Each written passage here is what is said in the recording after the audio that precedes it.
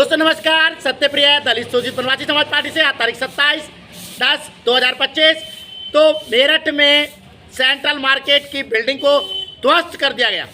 एक बात मैं कहना चाहता हूं, पहले इस देश में लोगों को विश्वास ही नहीं होता कि कोई अवैध संरचना, अवैध बिल्डिंग को ध्वस्त कर दिया जा सकता है।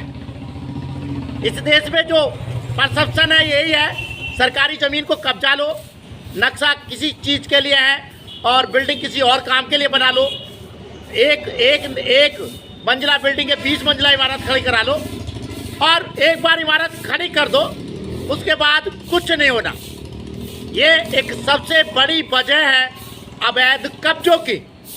इस देश में आप जानते हैं, लोग तालाबों को पाट के अवैध कब्जा करके, ग्राम समाज की ज़मीनों पर कब्जा करके अवैध निर्माण कर रहे बेखौफ, किसी को कोई डर नहीं।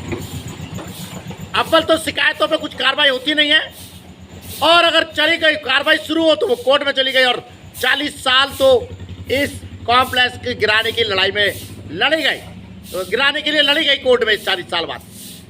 तो ये भरोसा लोगों का जब तक नहीं टूटेगा, जब तक अवैध संरचनाओं पर, अवैध निर्माणों पर इसी तरीके से कड़ी कार्रवाई नहीं होगी, तब तक आप अवैध निर्माणों को नहीं रोक सकते। लोग जानते बूझते, उस मार्केट में भी लोगों ने जानते बूझते कि बनने के बाद 1986 में बिल्डिंग बनी, 88 में नगर निगम ने नोटिस भेज दिया, बावजूद उसके लोग वहाँ दुकानें खरीद रहे हैं, बेच रहे हैं, धंधा कर रहे हैं। भरोसा है कि नहीं टूटेगा। एक जो है दीवानी, जैसे कि आपराधिक संहिता में सुधार किया गया, 3 साल की फाउंडेशन बांधी गई न्याय की, इसी तरीके से आप जो सिविल संहिता है, दीवानी संहिता है, उसमें भी सुधार की बेहद आवश्यकता है। तभी इस प्रकार के अवैध निर्णयों पर तुरंत कम समय में फैसले हो सकते हैं और ध्वस्त कराया जा सकता है बिल्डिंगों को, अवैध संरचनाओं को। जब तक लोगों का ये भरोसा नहीं टूटेगा, अवैध संरचना पे कुछ नहीं होगा, तब तक अवैध निर्माण जारी रहेंगे। दोस्तों, शीर्षासन धरना आप जानते हैं लगातार जारी है जनहित याचिकाओं के लिए। मैं एक बार फिर दोहरा दूं, जनहित याचिका स्कूली शिक्षा में जाति सूचक शब्दों में कड़ाई से रोक, अम्बेडकर जी को आधिकारिक राष्ट्रपिता घोषित किया जाए, गौतम अदानी, मुकेश अंबानी और रतन टाटा जी को भारत रत्न दिया जाए। यूट्यूब चैनल आप जानते हैं सत्यप्रिय सक्सेना के नाम से लगता है, बढ़ाइएगा, सब्सक्राइब कीजिएगा। इस सेंट्रल मार्केट को गिराने में राज्य सरकार की कोई भूमिका नहीं है।